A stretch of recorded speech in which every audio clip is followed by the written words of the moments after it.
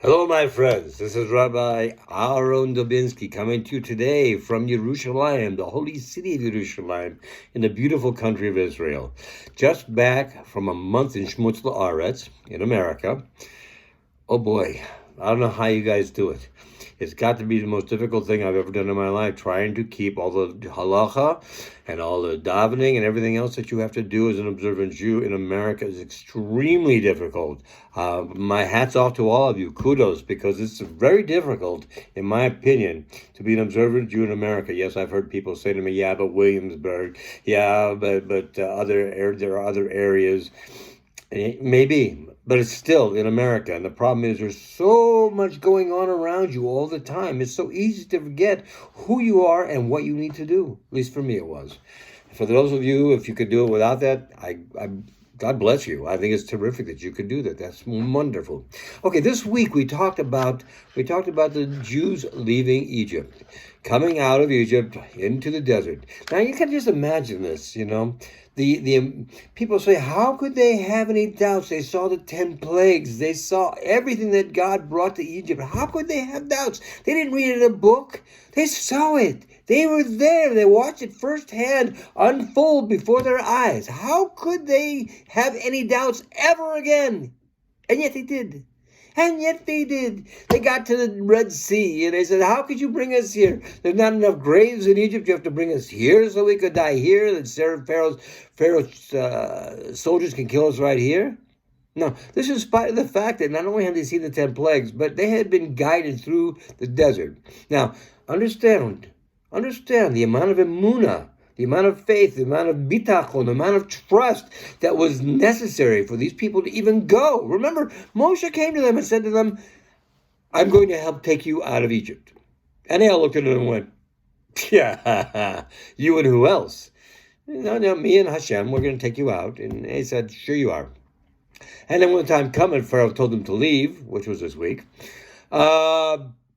he says, they said, where are you going to take us? And he goes, out there. Out there. That's desert out there. There's no food out there. There's no water out there. Our clothes are going to get disheveled and ragged out there. What are we going to do out there? And he said, Hashem will provide. Do you know the amount of Emunah and Bitachon that is required for these people to believe that going into a place where they knew nothing was going to be there to feed them, to clothe them, to give them water, to give them all the basic necessities of life? Do you know what it took for them to go out there? It took Emunah and Bitachon as big as all outdoors. Seriously, you look at it, think about it. Looking at a desert and say, let's go, let's take a walk. Let's not go the easy way. Let's not go along the sea. Because it's Philistines there, and it could be in a war, and we don't want to be in a war, even though we're armed to the teeth, which they were. But they weren't ready for it. They had a slave mentality. So they go, and they're out there, and they get to the Red Sea, and then they see that Pharaoh's army is coming behind them.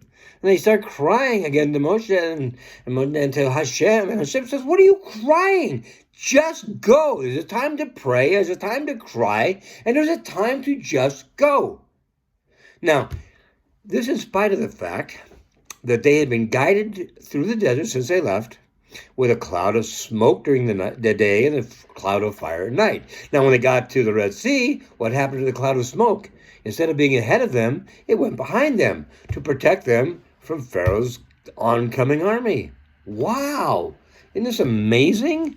So they get there and they see this. Still, they're crying until Nachshon walks into the water up to his nose and the sea splits. Amazing. Why did Hashem do this?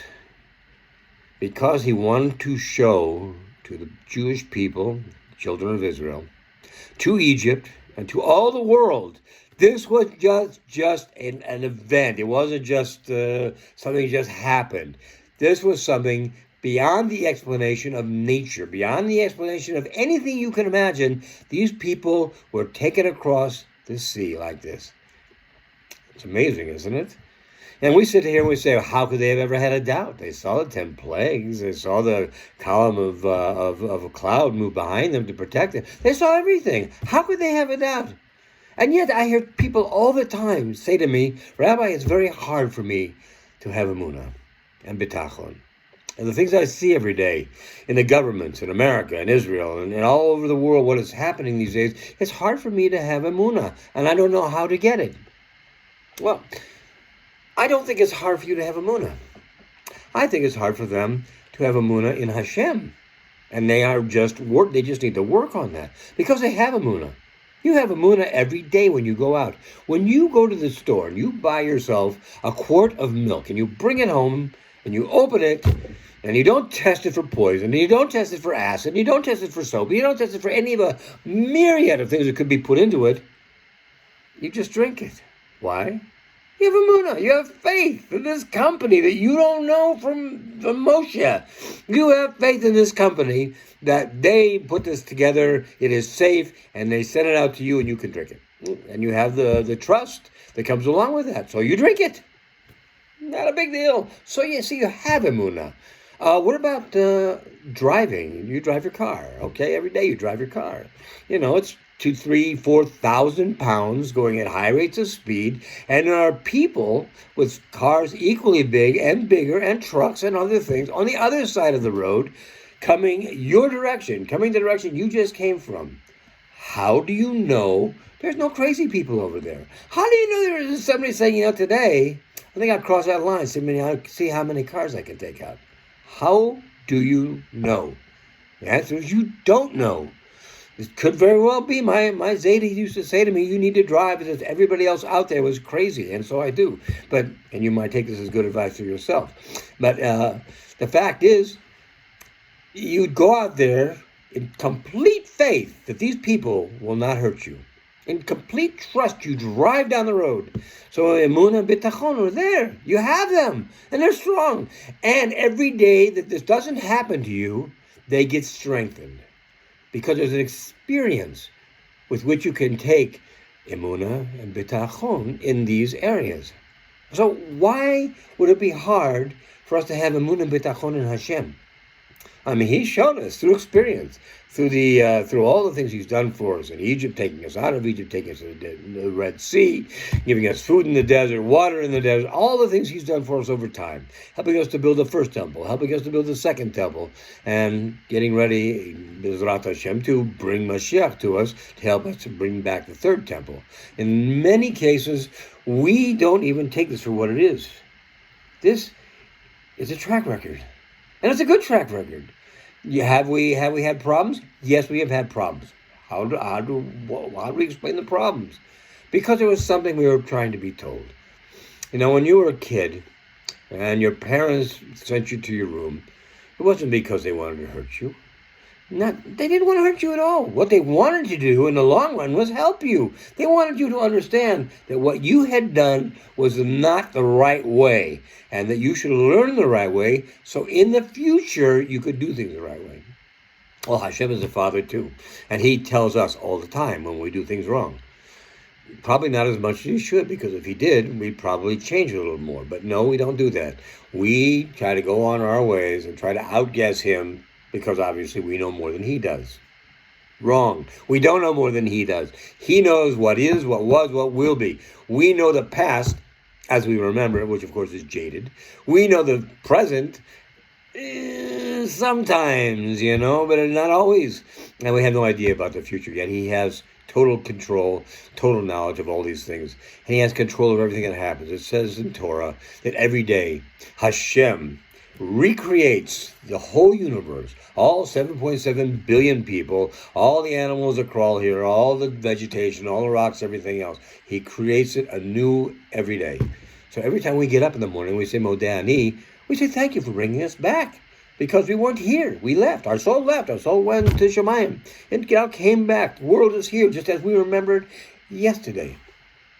This is a great thing. So our Emunah and Bitachon must be based on experience also. Like the Emunah of the cars and Emunah trust in the milk and other things we trust. It has to be based on our experience.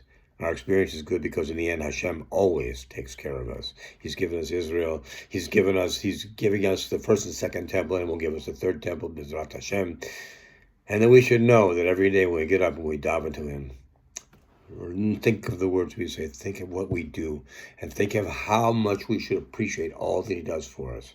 And if we do this, every day we will bring about the coming of Mashiach Tzidkenu and the third Beit HaMikdash, Bimhed Rabbi Amenu. Have a great week ahead, all my friends. I missed you all last month. I was on vacation, like I told you.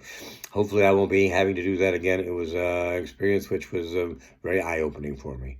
So you all be well. God bless. Have a great week ahead. All the best.